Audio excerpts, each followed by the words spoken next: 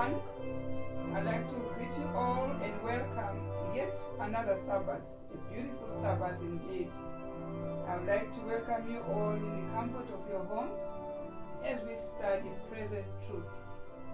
And we will continue to prepare for the kingdom to be established while studying present truth.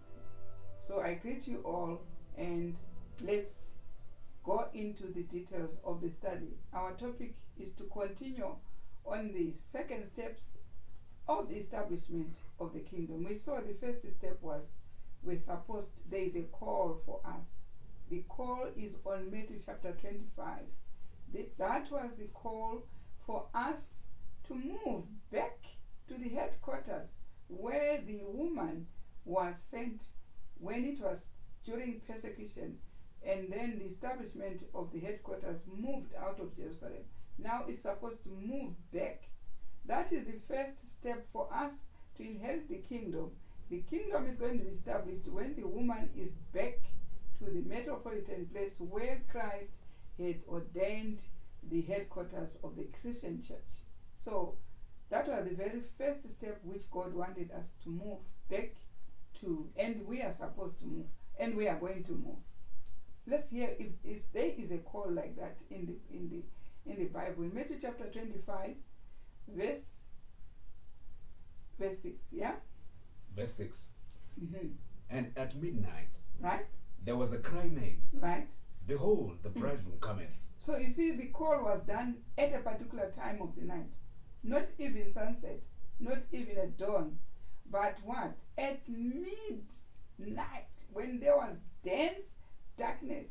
The call is going out to meet him. Going out to meet the bride. So when you are being told to go to meet the bride, you have to see where the bride came from. We were told in Acts chapter 1 that when Christ went up to heaven, he was flying from Mount Olivet, isn't it? So when he came the first time, he was in Israel. He didn't go to any other country. He went to Israel. And when he's coming back to Israel. This is what we read from the Bible. Now, we know the headquarters was changed. When persecution started, the woman was given eagle's wings to fly into outside Israel. And we know where the headquarters is right now. So now, this call is at midnight when there is dense darkness for the woman to go out to meet the bride. Go back to square one. Go back where the woman was, because there's no more persecution.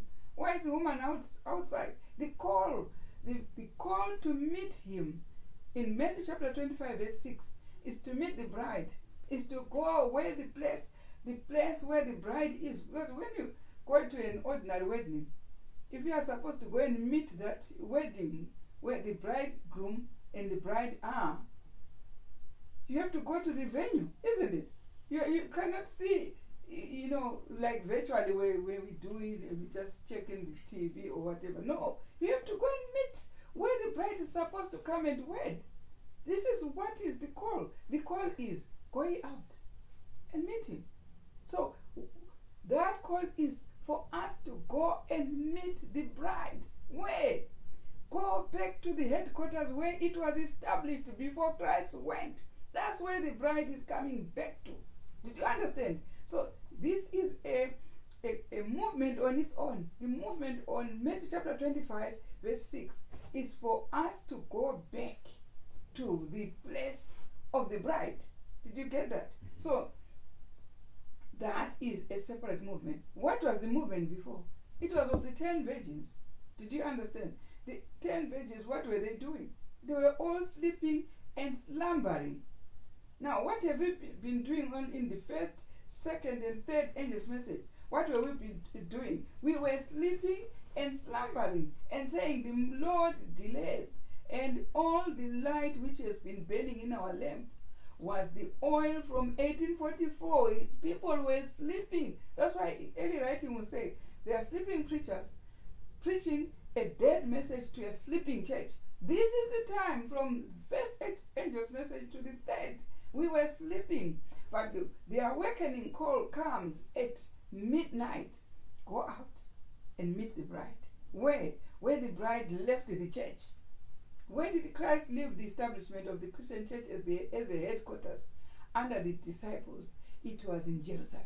And there is a midnight cry. Go out to meet the bride. So we cannot prepare for the kingdom without this call to go and meet the bride.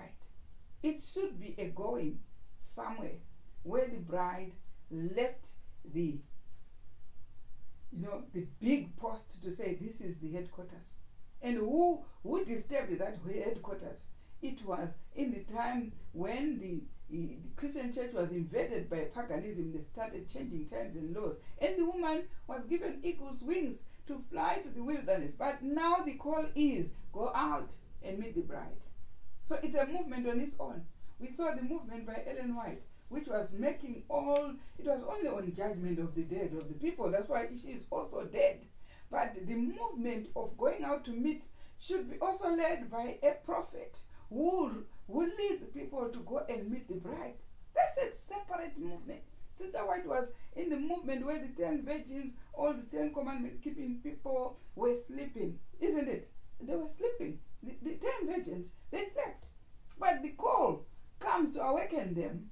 How does it awaken them? Tell them how to keep the feast. Where? In the place where Christ put his name, in Jerusalem. So this is the midnight call. We are in the last movement of the midnight call. That call comes. It's the same call which we find in Revelation chapter 18. Read Revelation chapter 18, verse 1. That's the same call which is there. Right? Verse 1. Verse 1. And after these things, I saw another angel come down from heaven, having great power. So before those angels, which angels were there? First angel's message, second angel's message, third angel's message. After all these 3 angels' message came the Revelation chapter 18 message. What does it say? Read on. And after these things, I saw another angel come down from heaven, having great power, and the earth was lightened with his glory. Do you understand? This is the angel which comes to call, which comes as a responding movement of the call, go out to meet the bride. Now let's hear what happens. And he cried mightily with a strong voice, saying, Babylon the Great is fallen. This angel exposes what is called Babylon. Babylon is to refuse to keep the feast. Because we see from the time when they refused to keep the feast in the Israelites, when they were in Israel, after walking out of Egypt, they went to Israel. But when they refused, when they did not keep the statutes, when they did not keep the Sabbath, then they refused to keep the laws of God sent them out to Babylon. So they are the only one with a history of having Babylon, because before there were Israel, what were they? They were Babylonians. Heir of the Chaldeans, where Abraham came from, it was a Babylonian state, isn't it? Now, when he agreed to keep the laws, he was sent to God's land, Canaan.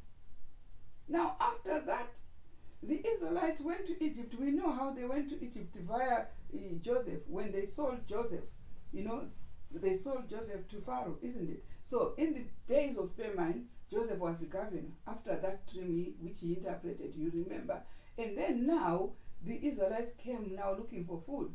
The 12 brothers, the other 11 brothers came to Joseph. And this is how they were settled in Goshen.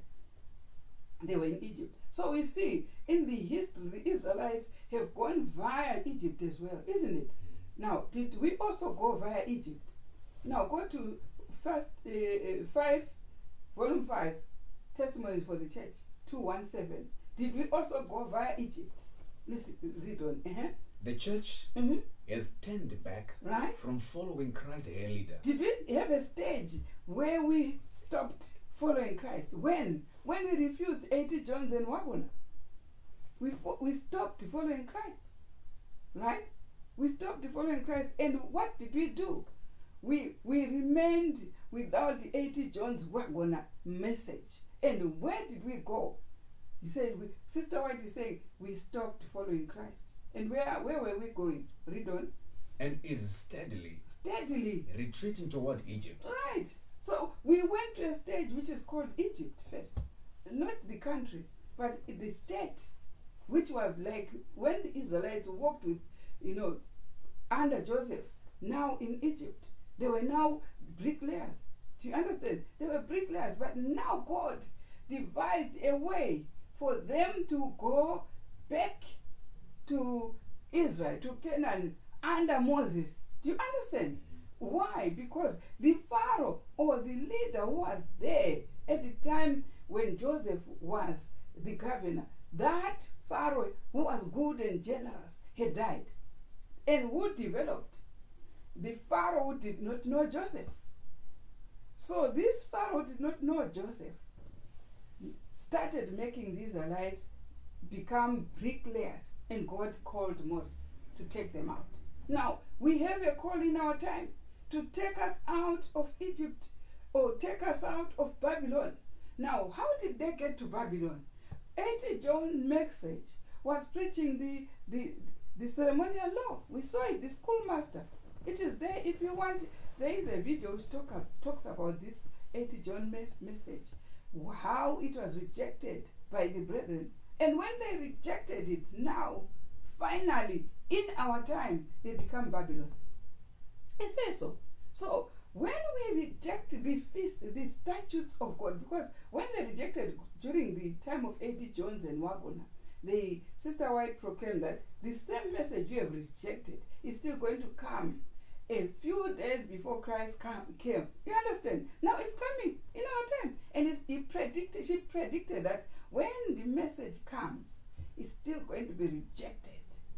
And the people who proclaim it will be ridiculed, mocked, talked against, like it was with 80 Jones and Wagon. But this time, fortunate, it's a sealing time. And people are receiving the seal. Those who adhere to that message, they will take the seal of God. They will be sealed. And that's when those who are not sealed become Babylon. Now, we have a call in that message. When it comes in the last time, which the call is Revelation chapter 18, the one that you are reading, is a mighty angel which comes in the midnight cry. Do you understand? Midnight cry, like it is in the 10 virgins parable. When they were all sleeping and slumbering, all enjoying the messages that are stale. Already they have been first, second, and third. They cannot get you into the kingdom. You need the further message of Revelation 18 or the next angel which Sister White saw, which was a mighty angel, the same angel, which is the one in Revelation 18. Let's see in early writings, page 277. Is it the same message which Sister White saw? Another prophet coming. When you say angel, you should know for sure it's a prophet coming with that angel's message. Otherwise, how do you say Sister White came to preach the third angel's message, and then we have the Revelation 18 message? There is no prophet coming with it. How do you read? There's no consistency in what you say. If you say William Miller, the first angel's message was William Miller. The second angel's message was William Miller preaching that message. And the third is Sister White preaching. So the Revelation 18 one, there is a prophet with the Revelation 18, which comes as a midnight call when the 10 virgins were sleeping. Now, early writing, page 277. Let's see. Did Sister White see another angel when she was proclaiming the third angel? Did she see a further angel, or did she see Revelation 18 angel coming after her? Right, you doing? I saw angels hurrying to and fro in heaven, descending to the earth, and again ascending to heaven. Right. Preparing for the fulfillment of some important event. Do you see Sister White is seeing another angel? Several ones. Another one going, coming back. Another one preparing for an important event. What is this important event? Is the establishment of the kingdom, brethren. This is what the angels were preparing when Sister White saw them. They are preparing in our time. How do they prepare? By bringing the message to the prophets. And the messages are carried by prophets to the people, so that people are ready for the establishment of the kingdom. Now, what did she see? Then I saw another mighty angel, right, commissioned to descend to the earth, right, to unite his voice with the third angel. So you see, this angel which is mighty according to the description by Sister White, comes to join the third, which she is proclaiming the third angel. So you believe there is still another angel after Sister White. There is still another prophet, which we say is Revelation chapter 18, which says it's a mighty angel. Now, read what happened when the mighty angel comes in early writing, right? And then I saw another mighty angel commissioned to descend to the earth, right? To unite his voice with the third angel, right? And give power and force to his message. So this message, which is coming with a mighty angel, unites with the third angel's message, which was what? If any man worship the beast, right? Which was making us a people who keep the 10 commandments by not worshiping the beast. But this mighty angel comes to give power to the earth. We saw in the spiritual prophets what gives power to the 10 commandments. It says precepts given to that this angel comes, brings to give power to the 10 commandments. Now read it. It says the angel did not go to other churches. It did not go to the world, but went where the third angel was being proclaimed, and which is us. And this angel is the one that we are saying is the same angel which is being declared in Revelation chapter 18. Now, precepts given to which chapter did you find? 1 BC. 1 BC. 1104.6. 11.0. This is our 1104.6. So you Google it and you find it's in Ellen White Estate. What is it that gives power to the third angel's message? Because we have been told by early writing, this angel came to unite his voice with the third angel, where Sister White was preaching the third. So it gave strength to the power, gave power to the third angel's message. The message now was powerful from Sister White. Now, what is this that will give the power to the 10 commandments? Right? Precepts given to guard the Decalogue. Right? In consequence of continual transgression, the moral law was repeated in awful grandeur from Sinai. Right? Christ gave to Moses religious precepts which were to govern everyday life. Now, listen to that. It says, in consequence of continual backsliding. So there was something added to make sure people cannot backslide continuously. What is it that stops people going back to River Jordan to be baptized always after trampling on the commandments of God? What is it? Christ gave Moses religious precepts which were to govern every day so that they do not transgress the law. What is it that was given? Now let's hear.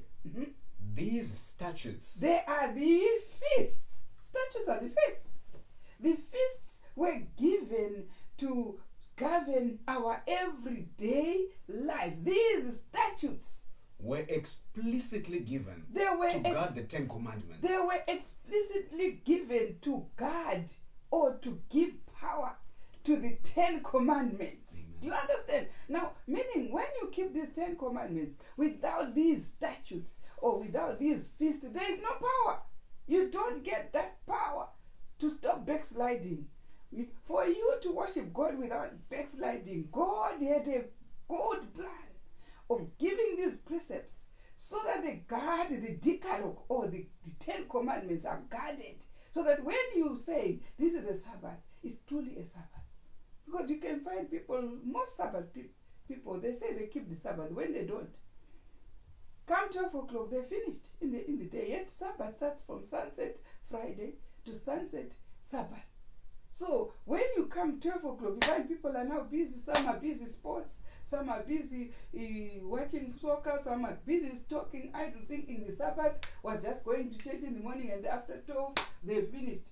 Now they need these statutes which will give them power so that they do not backslide, so that they do know how to keep the 10 commandments properly. So God is saying Christ gave because of continual transgression. He gave religious statutes to guard the 10 Commandments.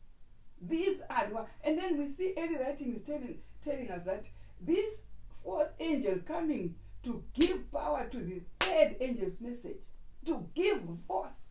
These are the statutes.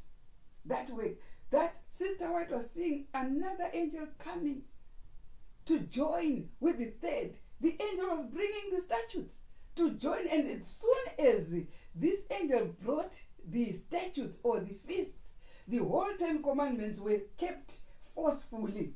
Do you understand why we should have these feasts? They are to make sure we keep those 10 Commandments fully. Do you understand? Now, listen. They were not shadowy types to feasts, pass away with the death of Christ. These feasts or statutes, they are not shadowy types to pass away with the death of Christ. Now, after this message we have heard from 1 BC, you still hear someone saying they were nailed to the cross. Why? Because people have eyes, they don't see. They have ears, they don't hear. They are dull of hearing, like what Christ said. Why? Because the literature actually says they were not shadowy types to pass away with the cross. But you say, someone say, they're all, let's not be fooled. Let's not, these are all nailed, Colossians and whatever. But Sister White is saying, these are not shadowy types to pass away with the cross. In 1 BC, Bible commentary, 1 BC. Yeah, our own Bible commentary from Sister White is the one saying they were not shadowy types to pass away with the cross. It's clear to anyone who wants to be saved. Yeah, because there are people who do not want to be saved. It's clear to anyone who wants to be saved. These are not shadows to pass away with the cross. What are they? They were to be binding upon man, right, in every age, as long as time should last. That's why they were kept by Adam and Eve. That's why they were kept by Abraham. That's why Paul kept them. That's why Jesus kept them. That's why all the disciples kept them. That's why even in 1844 we entered into the Holy of Holies. Christ entered into the Holy of Holies, and we were started by those who were keeping the feast. They were keeping the feast. That's why God brought 80 chosen wagon in 1888 for us to have something, the feast which will give power to our commandment keeping. They were not shadowy types to pass away with the cross. They were binding as long as life should last. This is what Sister White is talking about. And what? These commands were enforced by the power of the moral law. And they clearly and definitely explained that law. Right. They all work in conjunction with the moral law. That's why in the new heaven and the new earth, from one new moon to another, in Isaiah chapter 66, and from one Sabbath to another, they work together with the moral law. Now, we go back early writing and say, his sister was saying, I saw a mighty angel. Now let's go back to that early writing, page 277, which is exactly the movement of the Revelation 18, which is exactly the midnight cry of the 10 virgins. In the midnight, a cry was heard. Come out and meet him. So the cry is being heard of what? The statutes. The statutes or the feast keeping is a cry in itself for people to go back and keep the feast in the right place to meet the bride. So now you understand when we say, when Great Controversy says in page 399, it says these typical services, the typical services is where the second coming of Christ is. What are they saying? In Great Controversy, page 399, let's hear it. Right? It says in these types, in like manner. This types of in like manner. In like manner. Right? The types which relate to the second advent, right, must be fulfilled in the time pointed out in the symbolic service. The symbolic service is the one that has the date of the time Christ comes. So when the call says, go out and meet him, it's a call saying, start keeping these feasts. For in meeting them in Israel, that's why we say, it says, come up to the feast and meet who? Christ. So it's the feast The feast keeping is the midnight cry. It's the message coming with the angel, which Sister White saw and said, I saw a mighty angel bringing message. So let's go to early writing. Let's see what this angel, the sooner this angel brought the message, brought it where the third angel's message was. Now read on. Great power and glory were imparted to the angel. Right. And as he descended, the earth was lightened with his glory. Right. The light which attended this angel penetrated everywhere. Right. As he cried so mightily with a strong voice. Were brought by this mighty angel. The sooner the feasts were combined with the 10 Commandments, where Sister White was proclaiming the third angel's message. And because we have been told that these feasts or these statutes were coming to commingle with the 10 Commandments. Yeah? We have been told that when they are mixed with the 10 Commandments, they guard or they give power to the 10 Commandments. Do you understand? So when this angel came, the whole world was lighted with the glory. Now this is the message, brethren, that comes to lighten, or that comes to be permitted to proclaim, to be proclaimed in the whole world in the loud cry. So it starts with the church, and next it goes to the whole world, so that the whole world adhere to the keeping of the feast. Starts with the house of God first. So in the house of God, sealing process goes to the 144,000. They get these feasts together with the 10 Commandments that they were keeping. So it's so now clear to us that when Sister White says these 3 seals which are sealed on the forehead, the first one is God, which are the Sabbaths, and the second one is New Jerusalem, which is the going out to meet him where? In Jerusalem. You see the second seal. Now let's read the seals in early writing, page 15. Let's see. Are they also mentioning the going out, the midnight cry? Right. Page 15, yeah? Early writing. The 144,000 were all sealed and perfectly united. Yeah? On their foreheads was written, God, New Jerusalem, 2, and a glorious star containing Jesus' so name. 3 seals. 1, God. Next, New Jerusalem. Next, a glorious star containing Jesus' new name. So these 3 seals, what are they? God, we have been there enjoying the messages from 1844. Sister White proclaimed the Sabbath, which give the seal God. And then the next seal is the going out to meet Christ and Jesus' new name. They are all together. That's why we saw in Revelation 7, the angels, 4 angels were, let's go to Revelation 7 from verse 1. What did John see? Right? Revelation 7. Right? Verse 1. And after these things, right, I saw 4 angels standing on the 4 corners of the earth, holding the 4 winds of the earth. Sister White says these are the 4 angels, that are holding the time of trouble. The trouble is in there, is the wind which is in their palms. From 1844, these are being held, right? And what are these troubles? Because they have to blow and make a devastation. 1, the troubles, we saw them in another text, that there are 4. These troubles which will damage the earth, there are 4. 1, pestilence. 2, the wild beast. 3, the sword. And 4, famine. So there are 4. Now we are in part of this trouble. That's why we are having all these minute lockdowns. It's the pestilence. You understand? So this is a warning that the winds are being what? Released. We are almost there. Because these 4 winds are there, because we have got 2 sets of our time. Our time is in Revelation 7, and it's telling us what generally in the world will be. It will be like when the winds are released. They are for the world. But we have also 5 testimony to minister. It says Revelation 7, or these 4 winds. Revelation 7 is the same as Ezekiel chapter 9, where we see 6 angels with slaughter weapons waiting only for the church which is being sealed at that time. So this is the sealing period where people are being sealed by the men on the writer's ink.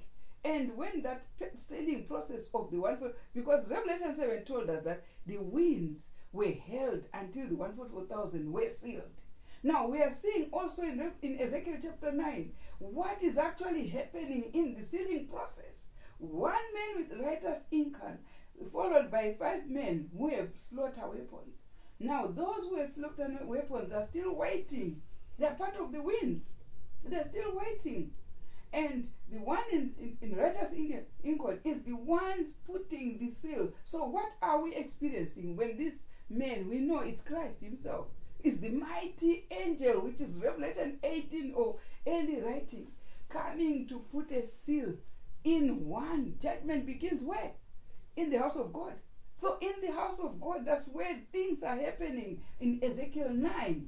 Do you understand? Now, those 5 are commissioned. Go and find those who do not have the seal and kill. This is what is there in Ezekiel chapter 9.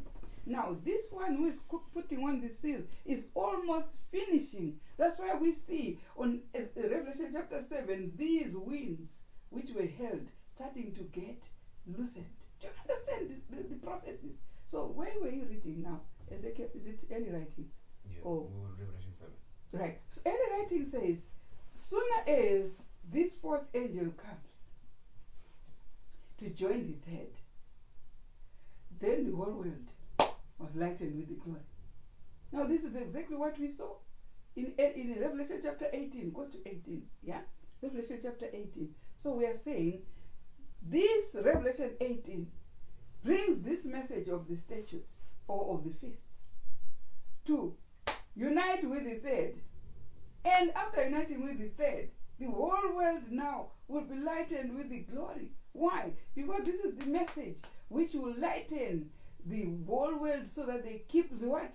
The feast together with the 10 commandments. This is what happened. Now let's hear. Revelation 18, yeah.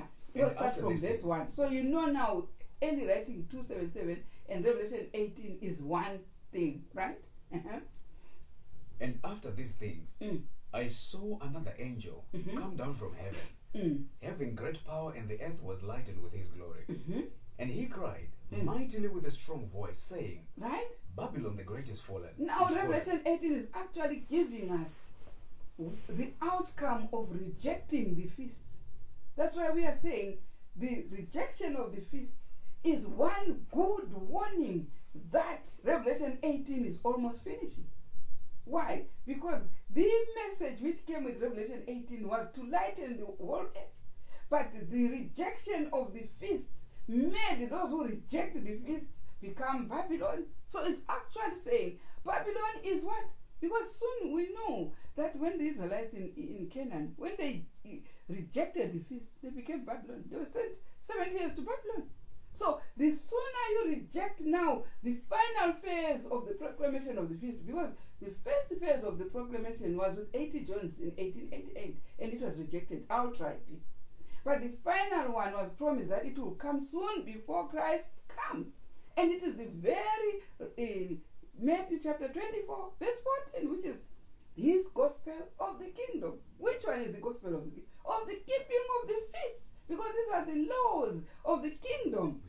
So if they will only be proclaimed as a witness, and the end shall come. So we are seeing the fulfillment of that prophecy when it is purely rejected at last. But we know there will be a few who will be sealed, which are coming from the house of God, which are the 144,000. They are sealed. They adhere to the gospel of the kingdom. They adhere to the gospel of the statutes or the feast. They accept. They are going to be sealed. That's why we see them on one of the feasts, where we were told that in this symbolic service is the coming of Christ. One of the symbolic service, which is the day of Pentecost, they are with Christ on Mount Zion. 144,000. Christ is the Lamb. That's why they were supposed to be keeping the feast, because on the day of Pentecost, they will be with Christ on Mount Zion. That's why they are sealed. Why? Because there was a Revelation 18 which proclaimed to the house of God, and the whole world was lightened with the glory. After that, the loud cry commences with the 10 commandments and the statutes going now to the world. Because most people are talking about 666 and they're thinking it's only the Sabbath. Oh no, it's the whole crew of the 10 commandments, which were changed by the beast, as well as the festivals, which were changed. The whole law. When we are talking about the law, we are not only talking about the 10 commandments. We're talking about both the 10 commandments and the feast. And we will never stop talking about that. Whether people reject the feast or not, we will never. God says, cry aloud, cry, agitate until Christ comes. We will never stop talking about the feast, because even in the new heaven and the new earth, the feast will still be there. The new moon, we see it still there. So how can we stop when it is a continuation to the laws of the government of heaven? We cannot stop about that. That one is where the lightening of the glory of God is, in the feast, giving power to the 10 commandments. So this is what we say, preparation for the coming of Christ. Revelation 18 has it all. This mighty angel came down, and the whole world was lighted with the glory. And what else, right? In Revelation 18. And he cried mightily with a strong voice, saying, Babylon the great is fallen, Right. and is become the habitation of devils. Who then is Babylon when that mighty angel? So many people refer us to the Babylon which fell in Revelation 14 verse 8, when William Miller proclaimed to those 4 churches which were used to reform in the time of Reformation. And then in 1833, William Miller proclaimed the coming of Christ, and they rejected the coming of Christ, and then proclaimed to them to say, you are now Babylon. No, these are long fallen from the time of 1833. They fell from 1833 there. But there is another one which remained upright, which falls this time, which Christ is saying, in the midnight cry, they proclaim Babylon is fallen. Which one is this one which is falling in the time of the midnight? Because the 10 virgins were sleeping from 1844. But when the midnight cry came, it's the time for the coming of Christ. So there is a church or a people who fall, like it was with the time of 1831 when William Miller proclaimed to those about the coming of Christ. They fell. They rejected William Miller's message. But in the time of the midnight cry, there is another people who remained upright, who now also what? Fall. But we want to get them from the spirit of prophets. Who are these? You will actually know who they are in this time. Go to GC 606. You will find it. There is another fall. There are 2 falls. The fall in 1833 by William Miller, and the fall in the third angel's message, when it proclaims the mighty angel, the Revelation chapter 18. Revelation chapter 18 is future to Sister White. It's a mighty angel coming after Sister White. We saw it. She saw angels coming. It was a future to Sister White. And she's seeing Revelation 18 being proclaimed as also proclaiming the fall of another people who are not in 1833. They were upright in 1833. They continued with Sister White. But after the third, this mighty angel comes to join the third, and Babylon is proclaimed to have fallen at that stage. Who are these? Now, let's go to where you started. 603. Yeah. The scripture. No. Oh yeah. Say it. Let's see. This scripture points forward to a time when the announcement of the fall of Babylon, as made by the second angel of Revelation 14 verse 8 and Revelation 14, is to be repeated. This is a repetition of what happened in 1833. 1833, those churches that reformed from dark ages, they fell. They rejected William Miller's message. And Sister White says, through Great Controversy, page 603, that this now in Revelation 18 is a repetition of what happened in William Miller's time in 1833. Now it's our time. It's in the third angel's message. There is another repetition of a fall. Do you understand? So if you say we are not going to fall, we never sink, but there is a second fall which Sister White is talking about. And what is it? This scripture points forward to a time when the announcement of the fall of Babylon, as made by the second angel of Revelation 14 verse 8 and of Revelation 14, is to be repeated. So it means Revelation 14 verse 8 of William Miller's time, 1833, was a type of the falling in our time.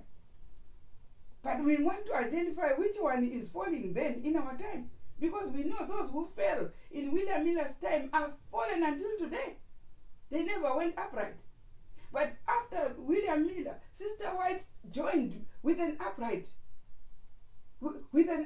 people who did not fall. But we are seeing them falling after the proclamation of Revelation 18. Now read on. It is to be repeated, Right. with the additional mention Right. of the corruptions which have been entering the various organizations that constitute Babylon since the message was first given in the Psalm of 1844. Since 1844, there was corruptions coming day by day to those who were upright. But their falling is finally in the midnight cry of Matthew chapter 25 verse 6. When identified by the movement of Revelation chapter 18, it has to come as a surprise to us to say, have we also fallen? Because we were thinking we will be upright and ready to hop in the kingdom. And some people are saying they are ready to hop in the cloud. But the spirit of prophecy doesn't say so. It says we're fallen. It says we are falling. It's a repetition of the falling which happened in William Miller's time. They are falling in our time after the proclamation of the fourth angel coming to join Sister White, where Sister White was presenting. So they also come to present to the same people who were left by Sister White. But what happens when they reject the message which comes to give force to the 10 commandments? They also fall.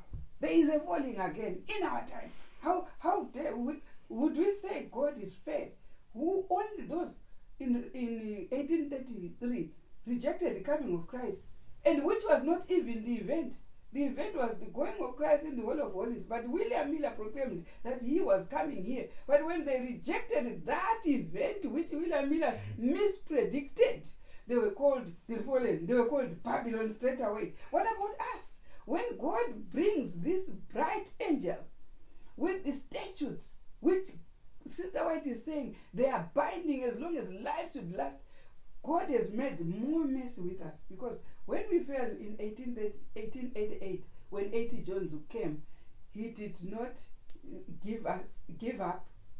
He's continued to come to us to give us another chance, that before Christ comes, there should be another angel coming to join Sister White where she was preaching, and also test another generation which was not there when they fell in 1888.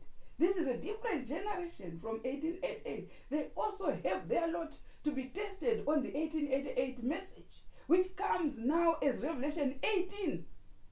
And what do? Several of them joined Babylon. Several joined Babylon. This is what we are hearing from the scripture. Read on, let's hear. Great Controversy has a beautiful explanation of who Babylon now is on Revelation chapter 18. Because people are seeing the text from Sister White to say the church will never be Babylon in all periods. You never. Sister White was there because she was a founder. She was still finding the church hadn't fallen from any message. It hadn't been tested. But when it was tested in 1888, it fell. But the final fall is when the repetition is done in our time. Then it falls. It becomes also Babylon. Join others.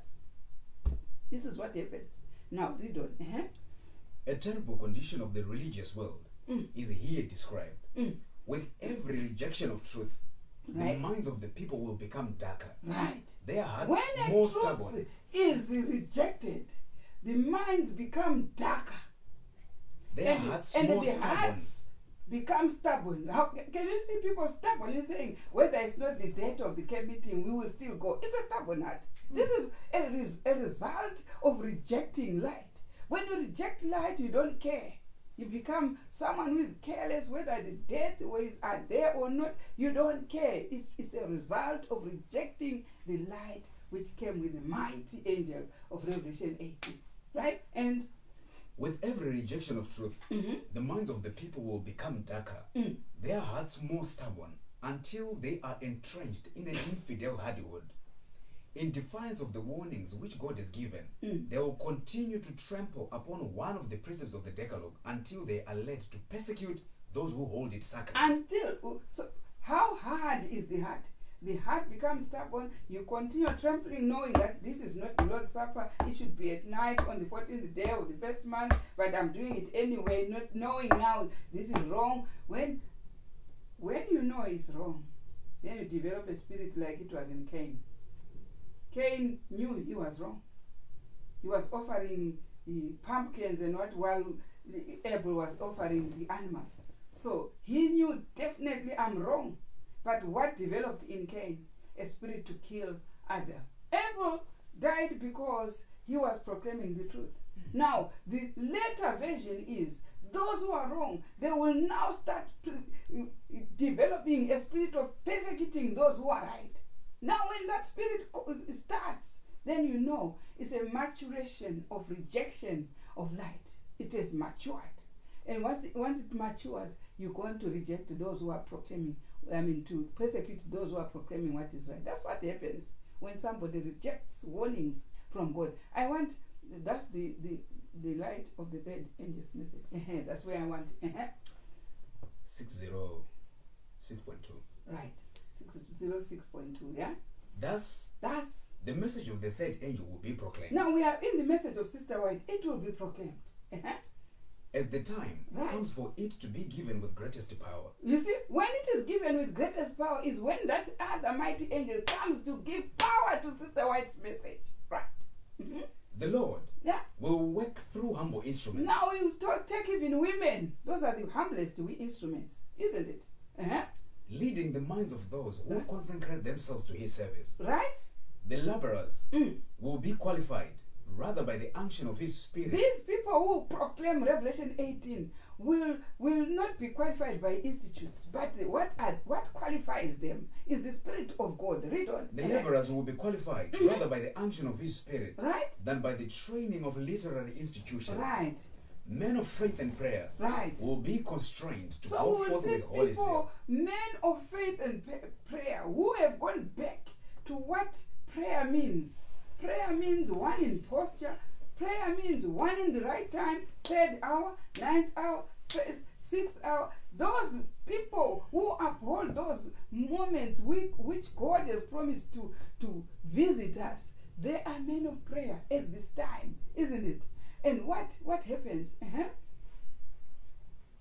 The sins of Babylon will be laid when open. They are now in this proper arrangement from God, then God gives them explanation, clarity of what the sins of Babylon is. You understand? What are these sins of Babylon? God will give them knowledge of identifying that this is what it is to be Babylon. As it is now. People say, we are not Babylon, but we are Laodicea. But you know, Laodicea is worse off than Babylon. So if you say Laodicea, you are even worse. You understand? You are even worse than Babylon. Now, read on. The fearful results of enforcing the observances of the church by civil authority, the inroads of spiritualism, the stealthy but are we rapid seeing progress. People proclaiming that there is no Christ? There is no Christ. Christ is no. We are not even. We have been deceived. Christianity is deceived. Is it not coming from those who are rejecting? Yes, it is. We have seen it with our own eyes. We are seeing people proclaiming that there is no Christ anymore. We are this, we are what we are. We have been deceived, we have been brainwashed. This is not our gospel. But we are Christians. We follow Christ. Whether Christ is whatever appearance or whatever you can, we will follow Christ because we read the Bible. The Bible makes us follow Christ. Right? The fearful results of enforcing the observances of the church by civil authority, the inroads of spiritualism, the stealthy but rapid progress of papal power, all will be unmasked. This will all be unmasked. What happened in the Dark Ages, it's all unmasked. The spiritualism, all unmasked. And what? By these solemn warnings, the people will be steered. Then these people who are being sealed right now, judgment begins in the house of God, they'll be steered. You say, is this true? Coming from our own books, this is Great Controversy, page 606.2, right? thousands Thousands upon thousands upon thousands. will listen, How do they listen? who have never heard words like How this. do they listen? They listen to BSM TV everywhere, every corner of the world. They listen. Thousands upon thousands will listen. And what? They have never heard. Words like Some this. even proclaim with their mouth that I've never heard this. And some will say, oh, we thought Sister White is dead. We still have Sister White. People are commenting, we can hear. But it's because they are being stirred by these messages which come in the midnight cry. Do you understand? In amazement, In amazement. they hear the testimony Right? that Babylon is the church. Did you hear that? This is now what shakes them. In amazement, they say they used to think those churches that fell in 1833 are Babylon, but now they are shocked to hear that. Is it us now? Is it now us? You understand? Because they always thought it is a ship will never sink. It is and what? But now, in startling, when God has raised the midnight cry, they hear in amazement. The testimony that Babylon How is the did you church. think those who were in the churches which reformed in 1831 felt when William Miller proclaimed them as Babylon? Did they say, oh, thank you, we now know we are Babylon? They also say exactly what we say, that we will never fall. Until today, they say we'll never fall when they fell. But even us, we are refusing to fall when we are falling. You know, you find someone on the floor and you say, you're falling. You say, no, I didn't fall. But it's falling. So you actually know what the meaning of falling is. The rejection of this great light, of the statutes, of the feasts, which comes to give power to the 10 Commandments, is called in the Bible falling. They fell. Thousands will fall because this is a great light. Right? And In amazement, right? they hear the testimony that Babylon is the church. Right? Fallen because of her errors and sins. Right? Because of her rejection of the truth sent to her from heaven. Right? As the people go to their formal teachers Right? with So, the eager inquiry, when they hear that, is it ours which has fallen? Do you I'm predicting what you will do after this. You go to your teachers, and what do you do? They go to their former teachers and say, is it with true? the eager inquiry, With the inquiry, are these things so? is it true? Right? Listen, The ministers right? present fables Instead of explaining this verse and that verse and say, no, we are not because of that, but they just lull them with fables. prophesy smooth They things prophesy smooth things. to Say, don't soothe worry, their fears. we will never fall. Don't worry, that's a heretic, that's a satanic, that's a whatever. This is what will happen when this is unmasked, that who is Babylon in our time. They go to their teachers to ask, is it true? Is it true? This is what Sister White predicted will happen in our time. If it didn't happen in our time, so which time is that? Which time is that? It's our time when thousands will listen to this angel which comes in Revelation 18, or the mighty angel which comes to join Sister White with a bright light of the statutes to unmask those who reject those statutes, automatically being called Babylon by the spirit of prophecy. Not by me, by the spirit of prophecy. It has said they are Babylon. Babylon will be unmasked. Thousands will be shocked to hear that it's us who are called Babylon at this minute, at the time of the midnight cry in our time, repeating what the midnight cry did in the time of William Miller. It was a midnight cry in that time, right? The ministers present fables, Fables, as prophesy usual. smooth things Smooth things to as usual, soothe their fears right? and quiet their awakened conscience. So that their conscience, which has been awakened, is lulled and then sleep until doomsday, right? And what? But But since many Many. refuse to be satisfied fortunately, many won't be satisfied by these fables, with the mere by authority of these men, explanations of which are not baseless. These are not coming from the spirit of prophecy or from the Bible itself. They are just from a heap of words, waffling, lulling people. Many people won't be satisfied with these explanations. So what will they do? and demand a plain They thus want, said the Lord. no, give us from the scriptures. We want to give. Fortunate God has got people who will hear the voice of God, who will demand from the scriptures. Tell us where is it in the midnight cry that we are not Babylon, because it is clear from that controversy. It is clear from the Bible itself. Matthew chapter 25 says they will be awakened by a cry. Which cry? To tell them that you are now Babylon. That's a midnight cry. Which cry? To tell them to come out of here, my people. Where to? To go and meet Christ.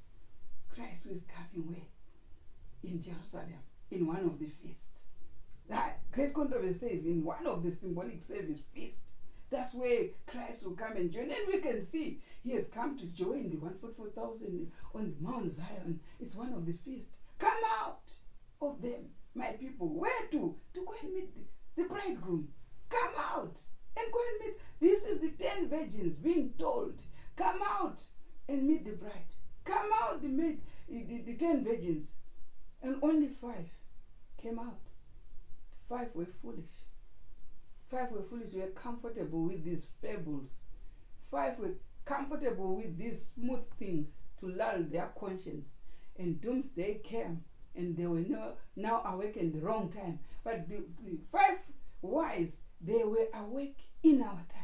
When they heard the midnight cry, when they were sleeping with the 3 angels' messages from 1844, they were sleeping until the 4th angel, which came to awaken and join with the 3rd angel's message, where Sister White was preaching, by awakening, disclose who is Babylon in our time as a reputation of what Babylon was in 1833. You understand? Clear terms, in clear terms, it will be clearly unmasked. But now when they have proof, alas, some will be lulled by the fables. They go and ask, is it true? And they are told, fables. And what happens next? I'm telling you exactly where we are going before the kingdom starts. Where is it? Is it great controversy which is wrong, or what? Or is it our ears wrong? Or we just simply don't want to hear, but we will hear. The wise will hear and take up and trim up when the midnight cries. They will trim up and meet the bride. They will meet the bride. 3 times in a year they will be going to meet. Don't be marveled when you see God continues to lock us down in our homes so that we are not worshiping freely. It's because he's demanding. It's urgent. He's demanding this. Trim up your light. Pour up additional light. Pour up. You want to rush to go back doing nothing, to be lulled. But you should trim up and put more extra oil and wait for the bridegroom. That's the whole aim of worshiping. The whole aim of worshiping is to be found in the kingdom, not to be part and parcel of numbers only to please people, but to be found in the kingdom. That's the whole aim of worshiping, to be counted in the number of the saints. That's the one. But if our going does not qualify us to be saints, God in his strength looks for one thing which can lock people up. Deities, pestilence. Lock them. Whether you want it locked up, you have to trim up. So anything that God permits is for the good of you and me. For you and me to be, there's something he's looking for. There's an earnest number of saints which he sees he cannot close. He can't close. When those saints are not part and parcel of the kingdom, he cannot close. They can see they are being lulled. Smooth things to quieten their conscience. He will make sure it continues to lock down until that saint is awake. You understand? So let's be blessed when things happen to all things happen for the glory of God. So let's be happy with everything that is happening, so that we capitalize on what God wants us to do at that given period. Now, what they read on, great controversy, you can read the whole of that chapter and enjoy what will happen. And what? The popular ministry. The popular ministry now, they're saying many people are questioning. They're questioning, what do they do? Like the Pharisees. Like what happened in the time of Christ with the Pharisees. Filled with anger. They now are filled with anger. As their authority is questioned. Who is questioning our authority? Now, you see, this is what is happening. This is what is going to happen when the angel of the midnight cry comes, right? They will denounce the message as of Satan. Then they'll tell, come, don't go and listen to BSM TV. This message is of Satan. Are they not doing it? Yes, they are. We can't cover for that. We cover only for God, not cover for any human being with a nostril. But we know they do that as it was done with the Pharisees. The Pharisees, they did it to Christ. Yeah, because their authority was questioned by Christ. Why? He was proclaiming the truth, and the truth will only question their authority. Like anyone. You say, oh, he's questioning us. Who is not questioning anyone? Who is not questioning anyone? If you preach about that the day of the Lord is changed to Sabbath from Sunday, you have questioned the authority of all those who are keeping Sunday, isn't it? When you question other people's authority, you are not bothered. But when yours is questioned, that's when you are bothered. You know what? We have been brought up in a way that everything we practice shouldn't be questioned. But we are not infallible. We are not infallible. It should be questioned. It should be questioned. If we want to be saved, it should be questioned so that we all stand upright in the day of doomsday. In the day we are saved, we are questioned, right? We are all upright. And what? They will denounce the messages of Satan, right? And stir up the sin-loving multitudes to revile and persecute those who proclaim. Where is persecution going to come from? Yeah, we are always talking about persecution when they're talking about the worldly persecution, which has nothing to do with us. Where is our own persecution going to come from? From people who do not want to be told how wrong they are. Yeah, you say to them, you silence them, you silence. You think you can silence them? There are some people, you know what? I laugh sometimes. When I see some people thinking Facebook belongs to their denomination or to their family or whatever, you can go to Facebook and say silence so much, silence so much. So Facebook has got one thing: it's got a freedom of expression. That's it. It's not even related to anyone. You can say if you are from Due's family, you think Facebook comes from Due, or if you are from Moyo, you think Facebook comes from Moyo. It is what is the world is far advanced with freedom. The very first thing you see on Facebook is what's on your mind. So if you ask me what's on my mind, I'll tell you this is what is on my mind. That how people will react on day of doomsday. What's on your mind with the Facebook? The Facebook is not. We were doing that in our pulpits there and doing whatever abuse we can do, silence people when God is raising them. But Facebook doesn't do that. Facebook is for everyone. It's for everyone, whether you're good or bad. Now we are all at square one. You know, I like countries which have a good democratic system. When they are campaigning for political campaigns, they allow all the parties to express their views, to express their points, their whatever, what they will do when they win. They allow them. But I do not like those who stop other parties. They don't do that. The world doesn't. The world is far much advanced than Christians. Do you understand? Why? Because if we are Christians, we make a pulpit and say we don't want these ones to come and say out their views. We will only have our views. These people should only listen to our views. But God has seen that abuse, so He created those pulpits close everywhere and said that pulpit then everyone is on the button of the Facebook. Now let's come. We are all in the same pulpit. You say whatever, because the coin has got two sides. You say head and you say tail. Head and tail.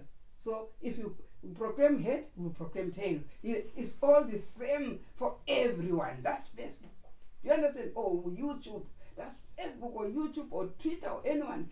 Freedom of expression. Because there was so much abuse there. It's no good there in those pulpits. It's no good. If it was just bigoted for me only to say, me only, no, you don't know. God has been seeing all these abuses where only people who say yes, yes, yes are only allowed to say. Those who say no and we have other ideas, we're not even allowed to say nothing. And you think God will be blessed by that?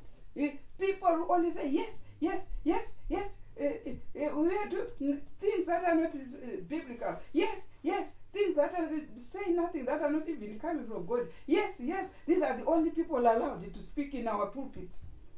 You think, what is that? What is that to God? God will create another pulpit which is smart. Facebook. which no one can control. Freedom of the laws of the country, of the world. Freedom of expression, democracy. What's on your mind? That's what is on Facebook. What's on your mind? You go to them and say, I don't want Peter or Paul to say anything in Facebook. They'll say, what? You are messing around with our money. You are messing around with our money. That's where we get money from. You understand? So it's anyone to say. They only have their laws on what shouldn't be said. But for whatever you believe, they have anyone to say. Anyone. Right? So that's God who has worked behind. We thank God for creating such pulpits, because some people have been harnessed, put masks in all these pulpits that we have been seeing. Masks. Instead, someone who wants to preach fables and small things is the one allowed on the pulpit. And let me tell you one thing. We are preparing for the coming of Christ. We have to dig deeper and share. Dig deeper and share as much as we can, so that people are prepared for the coming of Christ. Right? Now, we have finished that one. Great controversy says, unmasked who is Babylon. Now, you and I, you should know that Revelation 18, go back to Revelation 18. Now, the Revelation 18 movement announces the coming of Christ and announces who is Babylon and what is the commission of Revelation 18. Read it for me, right? And after these things, I saw another angel come down from heaven, having great power, and the earth was lightened with his glory. Right. And he cried mightily with a strong voice, saying, Babylon the Great is fallen, is fallen, and is become the habitation of devils, and the hold of every foul spirit, and the cage of every unclean and hateful bird. Right. For all nations have drunk of the wine of the wrath of her fornication. Right. And the kings of the earth have committed fornication with her. Now, the words of Babylon of this time has got all this.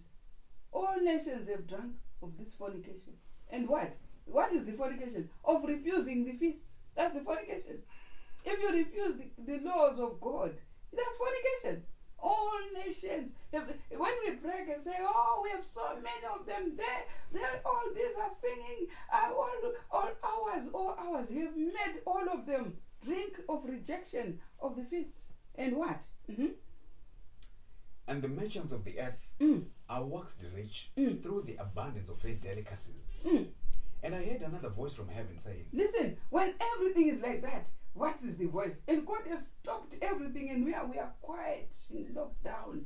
And what is the voice saying to us?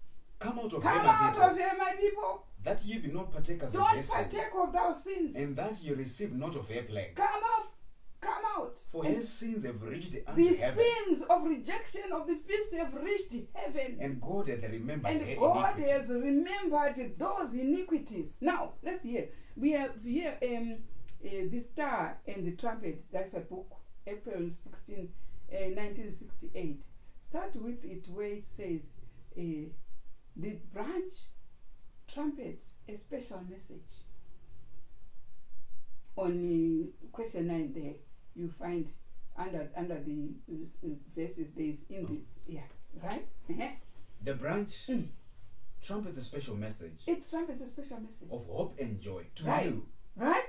Dear Virgin, right? Awake. Move out to Israel. Move out to Israel. Did you hear the awakening? 25 verse 6. Go out to meet the bride. He says, awake. Move out to Israel. Right? The branches arranged for you to be on hand when the law goes forth from Zion. Right. So the law will go forth from Zion. We have seen from Isaiah chapter 2. The law will be from Zion. Move out to Israel. Why? Deuteronomy chapter 16 verse 16 says, where God has placed his name 3 times a year. What were they doing before the Dark Ages? They were going there. Christians, not even Old Testament. Christians were there, Acts chapter 2. They were there dwelling in Jerusalem on the day of Pentecost. Where did all that go? Move out and go. In Acts chapter 2, it says so. And then let's hear below that there is as birds flying in June 1969, page 4. It says, Go to Israel. Go to Israel. Go ye out to meet him. Go out to meet him. You understand? This is a quotation which General Conference, Special General Conference, June 1970, General Conference Special says, move away. Move away from Washington. Move, brethren, move. Right. You see, these are all quotations that we are taking from. These are all messages on Matthew chapter 25, verse 6. It's a step to go and wait for the bridegroom. Move. How do we move? By keeping this feast 3 times a year. Move. Move, brethren. But we saw in Isaiah chapter 30, go to Isaiah chapter 30. 30 verse 15 and 16. Verse 15. For thus says the Lord God, the Holy One of Israel, right? In returning and rest shall ye be saved. Right? In if you quietness, only move, if you only start keeping this, returning, you will be saved. Yeah? And what? And in quietness, in confidence, in confidence shall your strength, and you will be strengthened. And right? you would not. Right? But ye said, what no. did we say? No. For we will flee upon horses. We will only flee. Therefore shall ye flee. God says, you refused. And you said you will flee upon horses, isn't it? Therefore, you will flee. Do you understand? You are going to flee. Now, let's go and open here, New General Conference, built in May 1972, page 4. And it says, tell them. We are in the time of the 5th angel. Right? Who is crying, going out. Yeah? Of the land of the 2 horned beasts back to the land of Abraham. Right? This is the difference. The other one is a 2 horned beast. The land of 2 horned beasts. And the other one is land of Abraham. So when he's saying going out to meet him, he's correct. He's accurate. Go to the... Why was the land of Abraham developed? For you and I to be safe. It's another question. You know the Israelites in Egypt, they were staying in Goshen, and the rest, the Egyptians and those in Goshen, were separate. And when the plagues came with Moses, they did not go to Goshen. Only the first 3, but the last 7, they didn't. When there were frogs there were no frogs in Goshen. That's why there is a call to go ye out. Go ye out, because you won't be affected. That's your cage, your ark of safety, like it was the ark of Noah. People were reluctant, were being told by Noah, you come in. Because there is a time when Noah was building the ark. And then there is a time when Noah was telling them to walk in the ark. Now, these are 2 different times. The time when Noah was saying, build the ark, was different from the time he said, go inside the ark. Right? So all this time from 44, it was the time for building the ark. But now in the midnight cry is the time for walking into the ark. And they refused. 8 people went in. They refused. When they refused, and Isaiah is telling us that they refused. Like it happened to Noah, they refused. But if you walked in the ark, we're saved. Now, if you walk in Abraham's land, we'll be saved. Do you understand? Now, let's read another quotation, which is so important. Down below there on page 4, May 1973, General a conference insists the number of the beast. The number of the beast 666. 666 is not complete 777. It's not 777. Indicating right? His dominion is not over all the world, right? But mainly over the earth. Right? In the 2 horned beast country where the image is formed, God prepares a place or an ark of safety, right? As in the days of Noah, right? From the beast's power in the land of Canaan, whereupon Abraham walked. Right. So where are these 2 lands?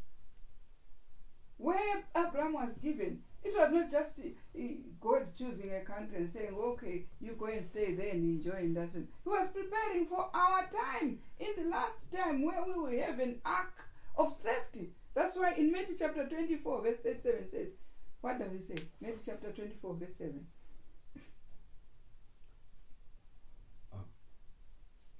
Chapter 24, verse 37. 24 verse 7. 37. 37. But as in the days of Noah were, Isn't it right? In the so days shall of Noah. also the son of the coming of so shall also the coming of the Son of Man be. What is it? They refuse to go in the ark. And what is it in our time? They refuse to go in the ark of safety in Abraham's land, where the woman came from. That's why when Christ came the second time, he only went there, because that was a land of promise. And when he's coming there. We can see from the prophets in Revelation 14, he is already standing with the 144,000 there in the land of promise. So this is why he made that land for Abraham's seed. And where Christ will come in, this is his place. That's where he will be when he comes. You understand? So now we say, go to the ark of safety. But we refuse. Now, let's read from the Daily, Part 1, June 3, 1976, page 8. It says here, this is the 7th round. This is the 7th round. And those who desire to stand on Mount Zion with the Lamb live forever, right? Never to see death. And will be found observing his ordinances, laws, and statutes, including the morning and the evening sacred hours of worship. 3rd hour and 9th hour, the statutes, the feasts, they will be found in the kingdom. All those are the laws that will be in the kingdom, right? And statutes, including the morning and the evening sacred hours of worship. What time? 3rd hour and 9th hour. Right. As restored by the Elijah of today. Right. When Christ, our high priest, offers his blood in behalf of all repentant sinners. Right. So this is going to happen. In the step number 2, to fulfill step number 2, is the worship back to what it was with the early Christians. The early Christians were worshiping in Jerusalem like it was commanded in Deuteronomy chapter 16 verse 16. And this is the next step which is there for the commencement of the kingdom. And we are going to study all this. Let's go to